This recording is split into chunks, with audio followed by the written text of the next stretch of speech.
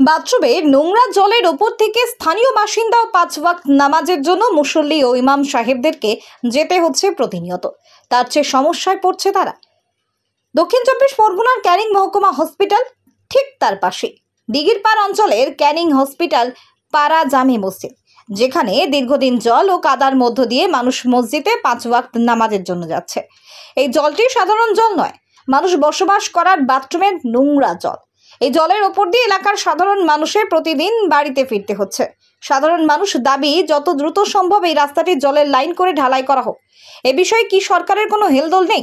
কেন এভাবে দীর্ঘদিন চলতে হবে? প্রশ্ন সাধারণ মানুষের মনে।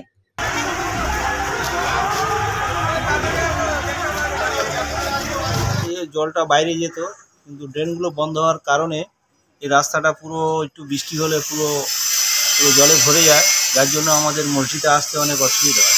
এই জন্য এটা যদি পঞ্চায়েত থেকে উদ্যোগ নিয়ে যদি এটাকে করে দেওয়া হয় তাহলে আমরা খুব উপকৃত হব। আমাদের ইমাম সাহেব জানিয়েছে মেম্বারকে। গত কয়েক বছর আমরা দেখে আসছি, ভারী বৃষ্টি হলে আমাদের রাস্তায় জল জমে যায়। এতে আমাদের যারা মুসলিমরা পাশে আমাদের সাব ডিভিশন হসপিটাল, প্রচুর লোক নামাজ পড়তে আসে, সেই এলাকার লোক আসে, আমাদের শরীর মধ্যে নাপাক হয়ে খুবই আমাদের অসুবিধা হয়।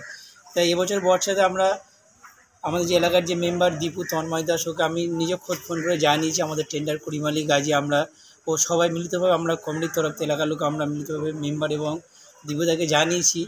ওনারা কি উদ্যোগটা নিয়েছেন, তারপরেও আমাদের এই জল জমে আছে, আমাদের খুবই অসুবিধা হচ্ছে। ওই জন্য আমরা বলতে যাতে আমাদের রাস্তাটা নির্মাণ হয়, যাতে আমাদের পানি আসতে হয়, নাপাক পানি আমার মসজিদে আসতে বা নামাজ পড়তে খুব অসুবিধা। ওই জন্যে বলতে চাইছি যাতে রাস্তাটা পুরো নির্মাণ করে দিই, যাতে আমাদের অসুবিধা না হয়। এই আশ্বাস আমরা এমএলএর কাছে অথবা মেম্বারের কাছে, আমাদের যে তন্ময় দাসের কাছে আমরা একটা প্রস্তাব রাখছি, দাবি রাখছি। এটা আমাদের এলাকার মেম্বারকে আমরা জানিয়েছি, তারা তো বলছে আমরা দেখছি, এই আশ্বাস দিয়ে এই পর্যন্ত রয়েছে। আমাদের যে যেখান থেকে বর্ষা শুরু হয়েছে, ভারী বৃষ্টি হলে আমাদের রাস্তায় এরকম জল জমে যায়, আমাদের যাতায়াতের প্রচুর অসুবিধা হয়, প্রচুর মানুষ নামাজ পড়তে আসে। আমিও সারাদিনে 5 বার এই রাস্তা দিয়ে আসি, আমি ইমাম সাহেব, আমাদের সকলেরই খুব অসুবিধা হয়। নাম হলো সুজউদ্দিন মোল্লা। আপনি কোন মসজিদের ইমাম? আমি ক্যানিং মহকুমা হাসপাতাল পাড়া জামে মসজিদ ইমাম সাহেব।